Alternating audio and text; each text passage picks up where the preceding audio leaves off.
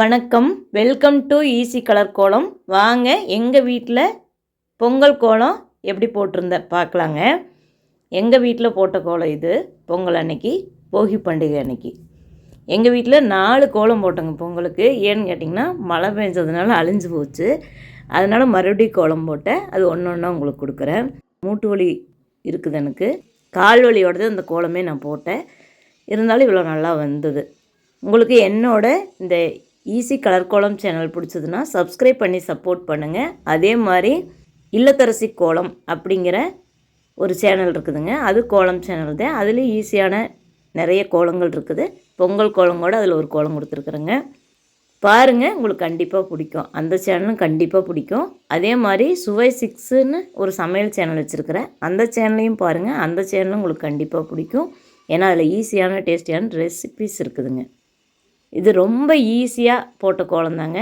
ஈஸினா எனக்கு அது கஷ்டம், கால் வலியோட கோலம் போட்டதுனால. பார்க்குறவங்களுக்கு அது ரொம்ப சிம்பிளாக தான் தெரியும். எங்கள் வீட்டில் இப்படி தான் கோலம் போட்டிருந்தேங்க. இந்த மாதிரி கோலம் போட்டும் கூட மழை வந்ததுனால இந்த கோலம் அழிஞ்சிருச்சு. மறுபடியும் வேற ஒரு கோலம் போட்டேன். அது நான் அப்புறம் கொடுக்குறேங்க. பார்க்கலாங்க இந்த கோலம் எப்படி வரப்போகுதுன்னு.